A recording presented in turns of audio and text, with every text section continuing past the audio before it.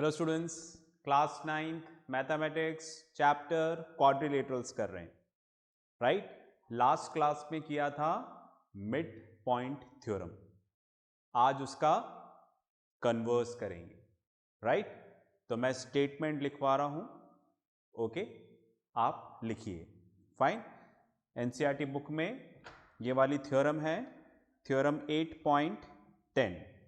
चलिए लिखिएगा। Prove that the line drawn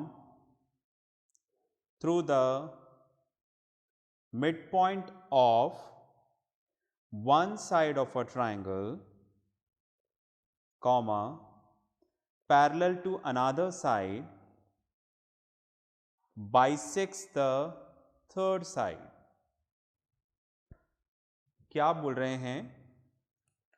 आप कोई सा भी एक ट्राइंगल ले लें। Suppose this is the triangle A B C. Triangle की यहां पर 3 साइड्स हैं। इन तीनों में से कोई एक साइड चूज कर लें, ए बी, बी सी या ए सी। सपोज हमने साइड ए बी लिया और इसका मिड पॉइंट ले लिया डी, राइट।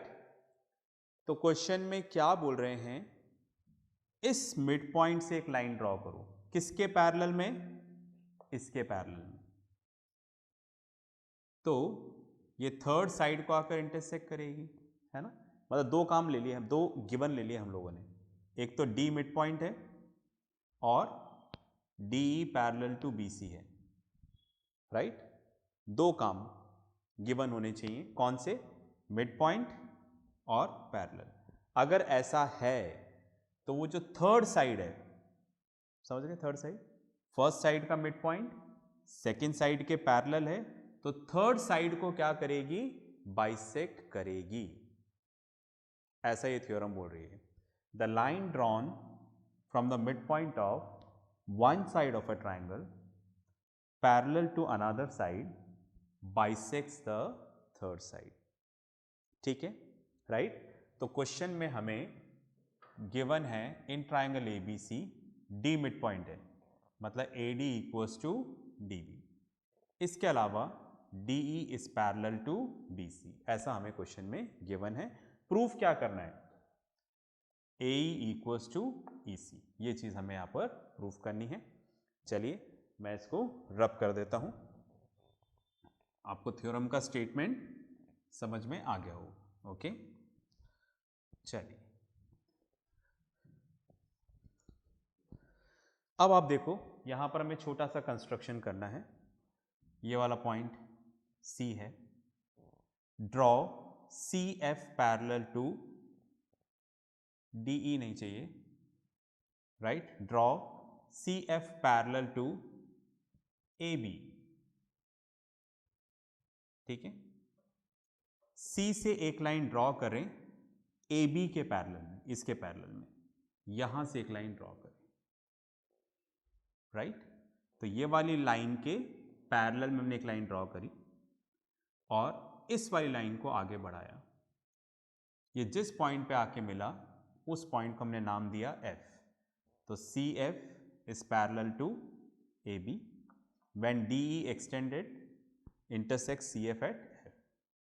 सिंस ये कंस्ट्रक्शन है तो हम इसको डॉटेड लाइन से बता दें, इसको हटा देते हैं, है ना। ये हमारा हो गया इस तरीके से, ठीक है। तो ये हमें कंस्ट्रक्शन करना है।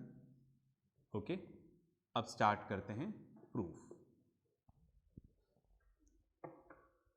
ओके, अब आप देखिएगा यहां पर कुछ इस तरह से हमने स्टार्ट किया। In quadrilateral D B C F, दिख रहा है क्या? D B C F, okay, कुछ इस तरीके से डी बी सी एफ, ये यहां पर डॉटेड लाइन से रिप्रेजेंट है। यहां पर भी कुछ डॉटेड लाइन है इस तरह से। इसमें अगर आप ध्यान से देखोगे, ठीक है, तो BD is parallel to CF, right. BD और CF आपस में पैरेलल है, क्यों? क्योंकि हमने ड्रॉ किया, ये पूरी लाइन इसके पैरेलल है, तो इसी का तो एक पार्ट है ये, राइट।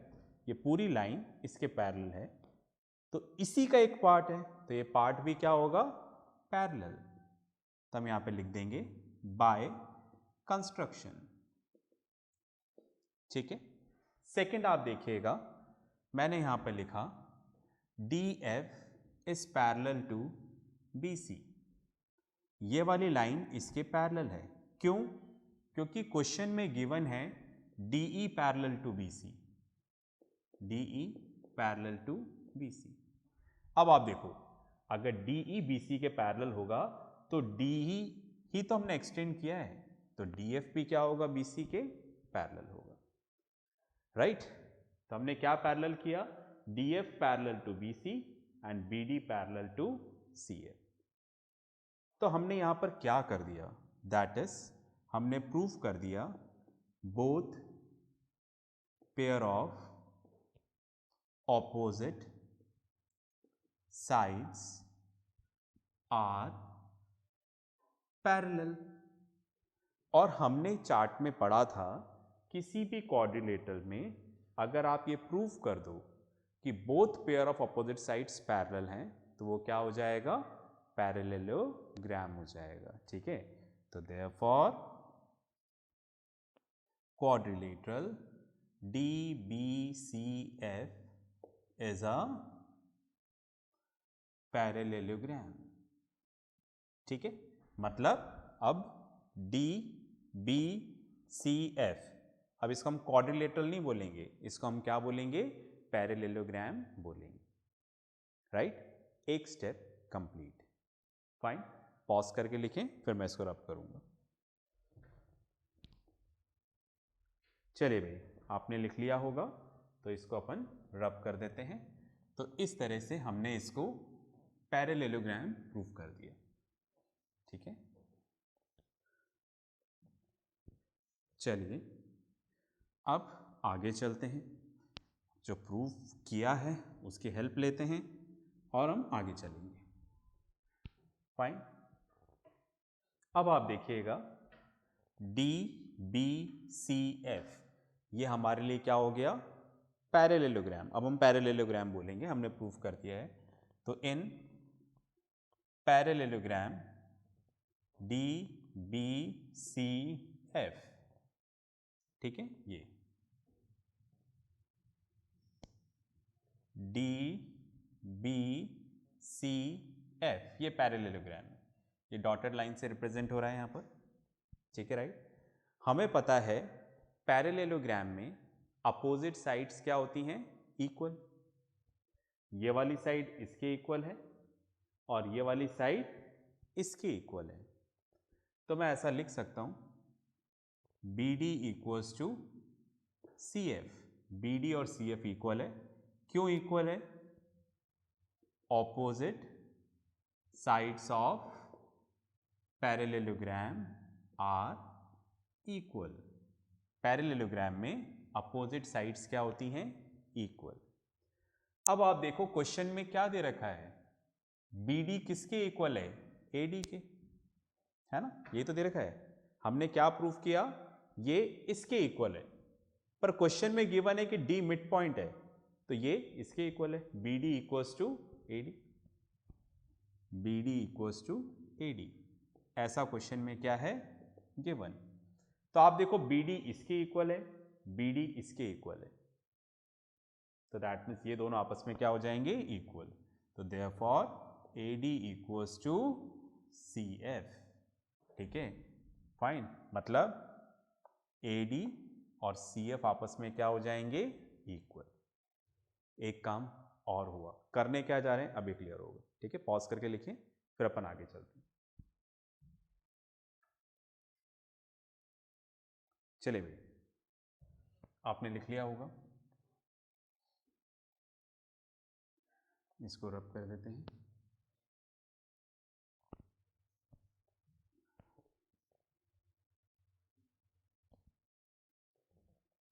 ओके, अब आगे चलते हैं। मैंने यहां पे लिखा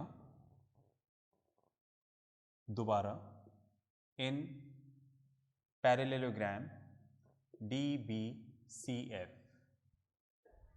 DBCF, ठीक है, कुछ इस तरीके से DBCF, ये डॉटेड लाइन से रिप्रेजेंट हो रहा है। अब आप देखो, अगर ये पैरेललोग्राम है तो पैरेललोग्राम में क्या होता है, अपोजिट साइड्स पैरेलल भी होती हैं और इक्वल भी होती हैं, ऐसा हमें पता है, ठीक है। तो ये वाली साइड इसके पैरेलल है और ये वाली साइड इसके पैरेलल है, ठीक है, बात में आ रही, फाइन। तो ये वाली साइड इसके पैरेलल है और ये वाली साइड इसके पैरेलल है, इतना क्लियर है, ठीक है, राइट। तो अभी हमने क्या पढ़ा, हमने ये पढ़ा कि ये वाली साइड इसकी इक्वल है, ठीक है, अभी हमने प्रूव किया। और क्वेश्चन में क्या दे रखा था, क्वेश्चन में हमें दे रखा था कि डी मिड पॉइंट है, राइट, डी मिड पॉइंट है तो ये आपस में इक्वल है, मतलब अगर ये 5 सेंटीमीटर होगा तो ये 5 सेंटीमीटर है। और देखो ये किसका पार्ट है, इसी का पार्ट है ना डीबी, मतलब जो बात हो चुकी है मैं उसी को समझा रहा हूं दोबारा। तो आप देखो ये जो पैरेललोग्राम बन रहा है वो यहीं पे तो बन रहा है, इसी से तो बन रहा है, ये ई पॉइंट था देखो, है ना। तो दैट मीन्स, राइट, तो ज्वाइन कर लेते हैं, ये 5 है तो ये भी क्या हो जाएगा 5, आप समझ गए। तो मेरा प्लान क्या है, देखो ये 5 हो गया मतलब ये भी आपस में इक्वल हो गए। तो मेरा प्लान क्या है, मैं इस ट्राइंगल को और इस ट्राइंगल को क्या प्रूव करना चाहता हूं, कॉन्ग्रुएंट प्रूव करना चाह रहा हूं, ठीक है, फाइन। तो उसके लिए आप देखो ये वाली साइड इसके इक्वल हो गई, ये वाला एंगल हो गया। अब मुझे एक और एंगल लेना होगा जिससे ये दोनों कॉन्ग्रुएंट हो जाएंगे, तो मुझे वो मिल जाएगा जो मुझे चाहिए।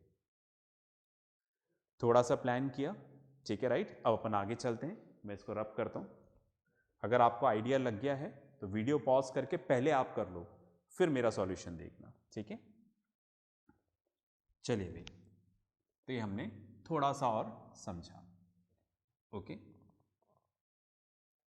अब आप देखिएगा, हमने यहां पर एक काम तो कर लिया कि ये वाली इन दोनों ट्राइंगल को कॉन्ग्रुएंट करना है, तो ये वाली साइड इसके इक्वल है, ये एंगल इसके इक्वल होगा, वर्टिकली अपोजिट एंगल्स, ठीक है, वर्टिकली अपोजिट एंगल्स, ये वाला एंगल और ये वाला एंगल, ठीक है।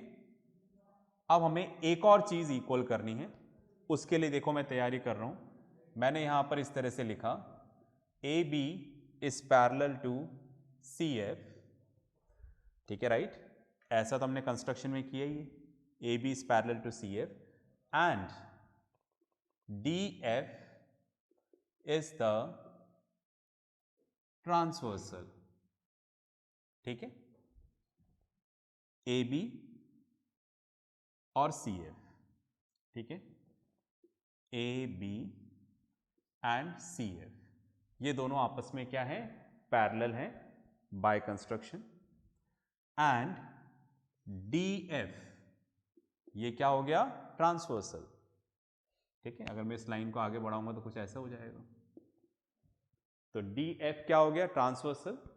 तो ये वाला एंगल इसके इक्वल हो जाएगा, क्यों, alternate interior angles, lines and angles आना ज़रूरी है, हर बार की तरह ट्रेडिशन पूरा कर रहा हूँ और वही बात रिपीट कर रहा हूँ जो हमेशा कर रहा हूँ। लाइन्स एंड एंगल्स और ट्राइंगल्स, ये दो चैप्टर जब तक नहीं आएंगे क्लास 9th के, क्वाड्रिलेटरल समझ में आना मुश्किल है, ठीक है। तो ये सब मैंने वहाँ पर समझाया है, ओके। तो ये वाला एंगल इसके इक्वल है, ये वाली लाइन इसके पैरेलल हो गई, ठीक है, ये ट्रांसवर्सल है तो ये इसके इक्वल है। तो मैं ऐसा लिख दूँ, एंगल ए डी ई, इधर एक पॉइंट ई भी आ रहा है, ठीक है, इसको इधर लेके आते हैं, देखो है ना, हमने ये वाला एंगल इसके इक्वल किया है, A D E is equals to angle C F E, ठीक है, right, CFE। Why? Alternate interior angles, right. चलिए, तो एक काम और पूरा हुआ, पॉज करके लिखें, फिर अपन आगे चलते हैं। चलिए भाई, आपने लिख लिया होगा, मैं रब कर देता हूं।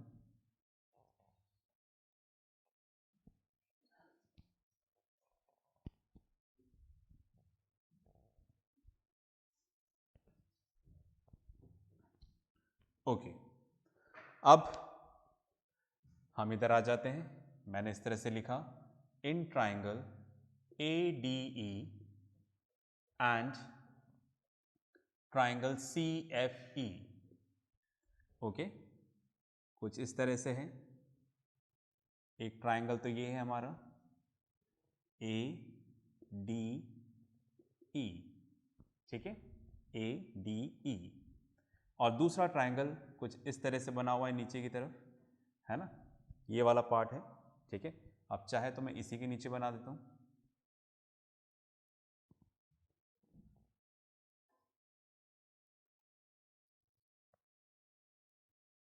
ओके, ये पॉइंट E है, CFE, ये दो ट्राइंगल्स।